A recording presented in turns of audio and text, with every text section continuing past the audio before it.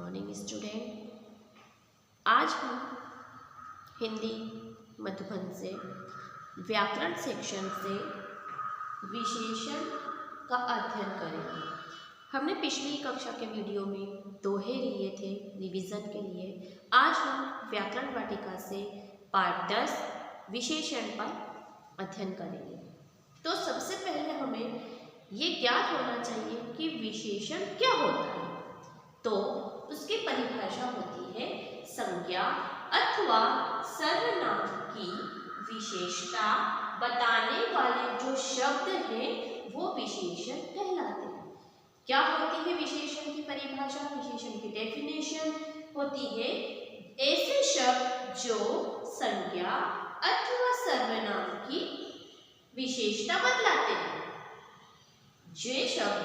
वे शब्द जो संज्ञा अथवा सर्वनाम की विशेषता बता रहे हैं वो क्या कहलाते हैं? विशेषण कहलाते हैं।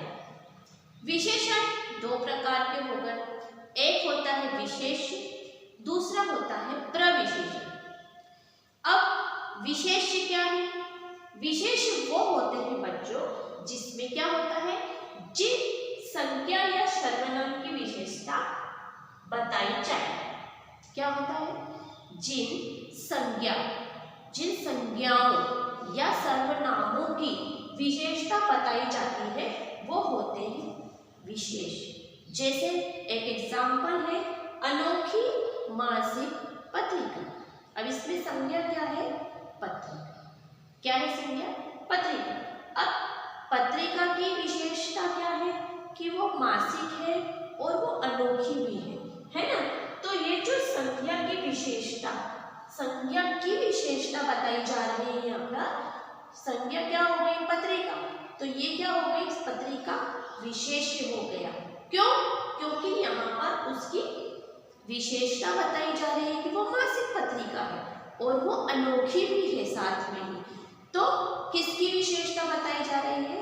पत्रिका की। तो पत्रिका क्या है? एक संज्ञा है या एक सर्वनाम। कुछ भी शब्द जो संज्ञा या सर्वनाम रहेगा और उसकी हमें विशेषता बतानी है। तो जो संज्ञा और सर्वनाम वाला जो शब्द है वो क्या कहलाता है? विशेष्य कहलाता है। इसके साथ प्रविशेषण। अब प्रविशेषण क्या है? ये कुछ नया शब्द है। प्रविशेषण जो शब्द विशेषणों की भी विशेषता बताए। क्या होता है प्रविशेषण? एक तो विशेषता बता रहा है किस चीज की, संज्ञा या सर्वनाम की विशेषता, और विशेषता की भी विशेषता अगर कोई बता रहा है शब्द तो वो कहलाएगा प्रविशेषण। जैसे काफी ठंडा पानी है। क्या है? काफी ठंडा पानी है। अब यहाँ पानी की क्या विशेषता है कि वो ठंडा है, लेकिन काफी ठंडा है, बहुत ठंडा है पानी।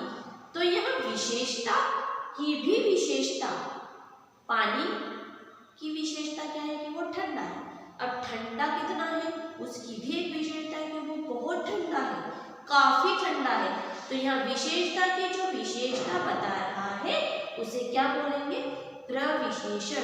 ऐसे शब्द जो विशेषता की भी विशेषता हमें बताते हैं वो प्रविशेषण हो जाते हैं। और ऐसे संज्ञा या सर्वनाम वाले शब्द जिनकी विशेषता बताई जाती है वो क्या कहलाते हैं? विशेष। और संज्ञा और सर्वनाम की विशेषता बताने वाले जो शब्द होते हैं वो क्या कहलाते हैं? विशेषण कहलाते हैं। ठीक है, ये हो गया हमारा विशेषण, विशेष और प्रविशेषण। अब हम इस विशेषण के भेद पर चलते हैं। विशेषण के कुछ भेद भी होते हैं और वो क्या होते हैं मैं उसे आपको समझाने की कोशिश करती हूँ।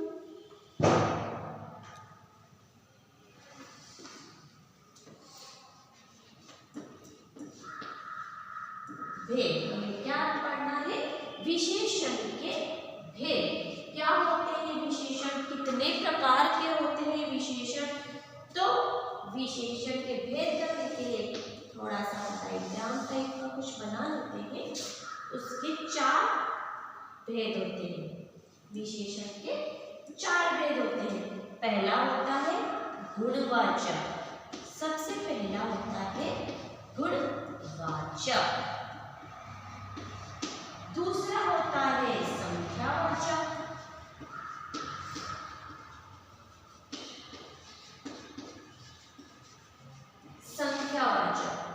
थर्ड होता है परिणामवाचक।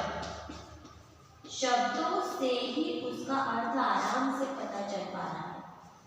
तीसरा है परिणामवाचक और लास्ट है सार्वनामिक विशेषण।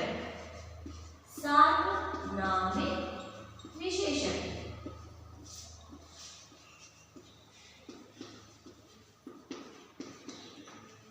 तो ये 4 प्रकार के विशेषण होते हैं।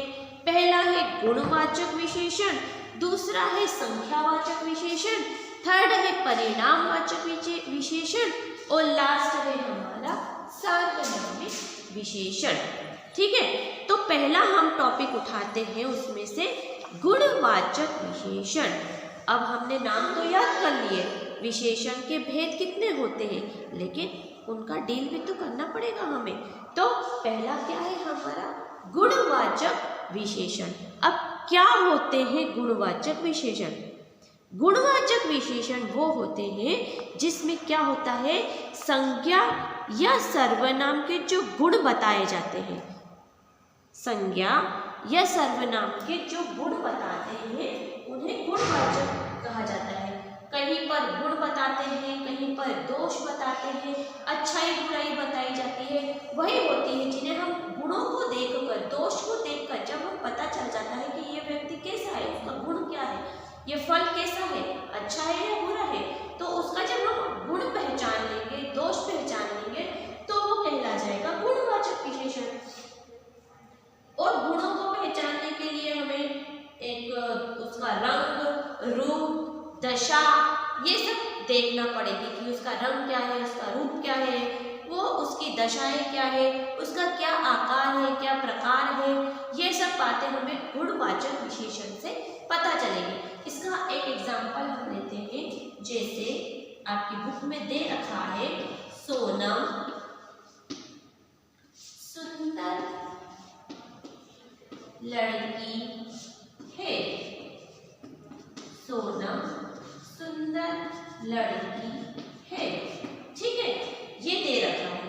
अब सोनम की क्या विशेषता बता रहे हैं कि वह कैसी लड़की है, वह सुंदर लड़की है। सोनम का गुण क्या है, वो दिखने में सुंदर है, उसका रंग कैसा है, सुंदर है ना, भले उसका रंग रूप कैसा भी हो, लेकिन वो दिखने में कैसी है, सुंदर है, बहुत अच्छी लग रही है हमें देखने में।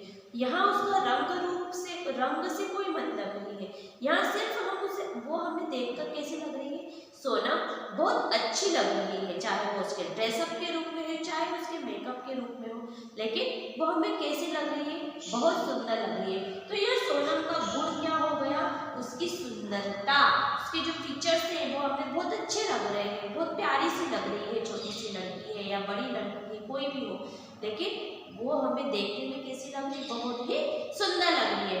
तो यहाँ उसका गुण क्या है हमारे पास, सुंदर। एक गुण है उसके पास क्या है कि वो बहुत सुंदर है। तो ये क्या हो गया, हमारा जो सुंदर शब्द है, यहाँ सोनम की विशेषता बताई जा रही है कि वो बहुत सुंदर है। तो सुंदर क्या हो गया, उसका एक गुण हो गया, तो ये हो गया हमारा गुणवाचक। एक और एग्जाम्पल लेते हैं,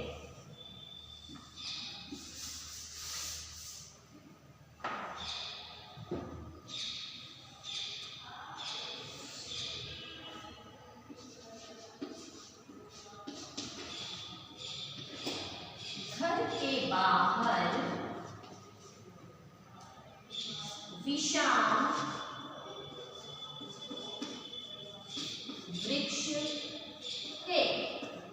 घर के बाहर विशाल वृक्ष है, ठीक है, हमारा घर है, हमारे घर के बाहर एक वृक्ष है, लेकिन वो वृक्ष की क्या विशेषता है, इस वृक्ष की क्या विशेषता है कि वो विशाल है। क्या विशेषता है उसकी कि वह विशाल है, बहुत बड़ा है। तो ये वृक्ष का क्या हो गया, ये वृक्ष का एक गुण हो गया कि वृक्ष बड़ा है। वृक्ष छोटे भी होते हैं, वृक्ष बड़े भी होते हैं, कुछ वृक्ष बहुत बड़े होते हैं। तो ये वृक्षों की अलग अलग विशेषता है कि वो छोटा है, वो बड़ा है, वो बहुत बड़ा है। तो हमारे घर के बाहर जो वृक्ष है वो कैसा है? विशाल है, बड़ा है। ये उसका एक गुण बताया जा रहा है वृक्ष का कि वो वृक्ष कैसा है? बहुत ही बड़ा है। तो यहाँ हमें वृक्ष की जो विशालता है, ये गुण हमें पता चला कि उसका एक गुण है कि वो बड़ा है। तो हमें इसको देख के क्या पता चल रहा है कि ये कौन सा है? विशेषण, गुणवाचक विशेषण है। ठीक है। इसी प्रकार दूसरा आपका विशेषण आता है संख्यावाचक। ये जो शब्द है उसके देखने से ही पता चल रहा है कि संख्या, जहाँ संख्या के बारे में बताया जाएगा वहां पर संख्यावाचक हो जाएगा। क्या होता है? जिन वस्तुओं की गिनती संभव होती है, क्या होता है? जिन वस्तुओं की गिनती संभव होती है वहां पर संख्यावाचक परिणाम, संख्यावाचक विशेषण होता है। इसका एक उदाहरण लेते हैं।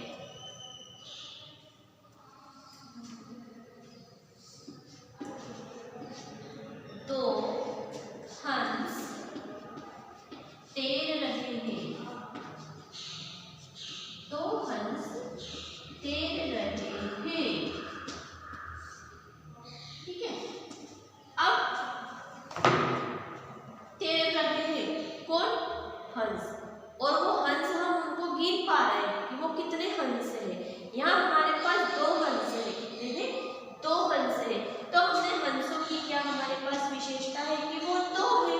4 भी हो सकते हैं, 6 भी हो सकते हैं, 8 भी हो सकते हैं, कितने भी, जिन्हें हम गिन पा रहे हैं, आसानी से हम उनको काउंट कर पा रहे हैं कि 1 है, कि 2 है, 3 है, 4 है, 5 है, 6 है, जितने भी हमने अगर गिन पा रहे हैं तो वो क्या हो जाएगा? संख्यावाचक विशेषण। अब हंस की क्या विशेषता है कि वो कितने हैं? 2 है, और 2 है ये संख्या है, संख्या है, संख्या के बारे में दर्शा रहा है 2। तो 2 है और वो विशेषता भी है हंस की कि वो 2 हंस है, इसलिए क्या हो जाएगा? संख्यावाचक विशेषण। ये बहुत ही सरल सा है। संख्यावाचक विशेषण जिन वस्तुओं को, जिन चीजों को हम आसानी से गिन कर बता सकते हैं कि ये इतने हैं, तो वो क्या हो जाएगी? संख्यावाचक विशेषण। जैसे हमारे बैग में 10 बुकें हैं, 10 बुक्स रखी हुई है, तो हम आसानी से गिन पा रहे हैं कि हमारे पास बैग में कितनी बुक्स है? 10 बुक्स है। तो वो बैग में जो किताबें, उन किताबों की क्या विशेषता होगी कि वो 10 है। तो हमें आसानी से पता चल गया कि वो संख्यावाचक विशेषण कहलाता है। इसी प्रकार एक और उदाहरण है, जैसे कुछ सेब टोकरी में रखे हुए हैं। क्या है? कुछ सेब टोकरी में रखे हुए हैं। तो सेब की क्या विशेषता है कि हम उन्हें गिन पा रहे हैं, कुछ है वो हमें समझ में आ रहा है। 1 2 3 4 5 6 कुछ ऐसे टोकरी बनी हुई है, उस टोकरी में सेब रखे हुए हैं। हम उन्हें आसानी से गिन पा रहे हैं कि कितने हैं, लेकिन हम उनको एक शब्द यूज कर रहे हैं, कुछ। तो जो कुछ शब्द है वो भी संख्यावाचक में ही आपका काउंट होगा, उसको भी हम संख्यावाचक ही बोलेंगे। एक होता है प्रतिवर्ष, मतलब हर वर्ष हो रहा है, लगातार होता ही जा रहा है। एक वर्ष हुआ, दूसरे वर्ष हुआ, तीसरे वर्ष भी वही काम हो रहा है जो, तो हम वर्षों को गिन रहे हैं। एक वर्ष हुआ, दूसरा हुआ, तीसरा, तो उसके लिए एक शब्द यूज करा हमने प्रतिवर्ष, मतलब वो हर वर्ष हो रहा है। जैसे हमारे यहाँ जल मंदिर में गंगा आरती हो रही, तो एक वर्ष उसने शुरुआत करी तो वो फर्स्ट उसका वर्ष रहा, प्रथम वर्ष रहा, लेकिन वो हर वर्ष ही होएगी, आगे भविष्य में भी होती ही रहेगी। तो हम कहेंगे कि हम किसी को अगर बता रहे हैं कि हमारे यहाँ गंगा आरती होती है जल मंदिर पर, तो हम उसको ये नहीं कहेंगे सिर्फ एक ही बार होती है, ऐसा नहीं कहेंगे। हम बोलेंगे प्रतिवर्ष हमारे यहाँ गंगा आरती जल मंदिर पर होती है। तो हमने वो शब्द यूज करा है प्रतिवर्ष। तो वो जो प्रतिवर्ष है उसकी काउंटिंग हो पा रही है, उसको हम गिन पा रहे हैं, इसलिए वो क्या कहलाएगा? संख्यावाचक विशेषण। ठीक है, अब संख्यावाचक विशेषण भी जो है बच्चों वो दो प्रकार के होते हैं। आपकी बुक में दे रखे हैं, बुक अपनी खोल के ही रखो। जब भी आप वीडियो देखो, क्लास अटेंड करो तो अपनी बुक हमेशा खोल कर ही रखा करो। कहीं पर भी कहीं से भी हम पढ़ा दें तो आपको ध्यान होना चाहिए कि बुक में से कहाँ से पढ़ाया जा रहा है। तो विशेषण जो है संख्यावाचक, ये भी हमारे दो प्रकार के होते हैं। पहला होता है निश्चित संख्यावाचक। पहला क्या है इसका? निश्चित संख्यावाचक। मतलब हमें पता है कि उसकी संख्या इतनी ही है, ना तो उससे कम है ना उससे ज्यादा हो गई है ना। तो हमारे पास निश्चित सीमा है। जैसे अभी मेरे पास 2 चॉक्स हैं, है ना, ये 2 चौक है मेरे पास अब इससे ज़्यादा चौक नहीं है। तो ये मेरी सीमा निश्चित है, ये मेरी संख्या निश्चित है ना। तो ये क्या हो गई, चौक की क्या विशेषता कि ये 2 है और अब ये 2 से ज़्यादा मुझे नहीं मिलने वाली है। तो ये एक इसकी निश्चित सीमा हो रही है। उसकी संख्यावाचक विशेषण का एक गुण क्या हो गया कि वो निश्चित है। तो अगर जिस चीज़ की हमें निश्चितता पता हो कि वो इतनी ही रहेगी, इससे ज़्यादा ना होगी ना इससे कम होगी, तो वो कहलाएगा निश्चितवाचक संख्यावाचक विशेषण। और दूसरा होता है अनिश्चित, जिसके बारे में अनुमान लगाया जाता है सिर्फ और सिर्फ कि ये कभी बढ़ भी सकती है कभी घट भी सकती है। तो हम अंदाजे से उसको बोलेंगे कि ये अनिश्चित है, हमें इसके बारे में पता नहीं है, कभी बढ़ भी सकती है कभी घट भी सकती है। तो वो होती है अनिश्चित संख्यावाचक। अनिश्चित संख्यावाचक के लिए हमें जैसे कुछ शब्द यूज करेंगे, बहुत से शब्द यूज करेंगे और कम से कम, सभी।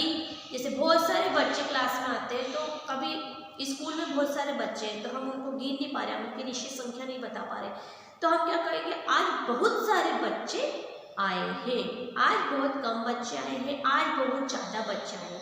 तो बच्चों की संख्या हम गिन के नहीं बता रहे हैं, हम सिर्फ अंदाजा लगा रहे हैं। अनिश्चितता हमें दर्शा रही है कि बच्चे कम आए हैं या बच्चे ज़्यादा आए हैं।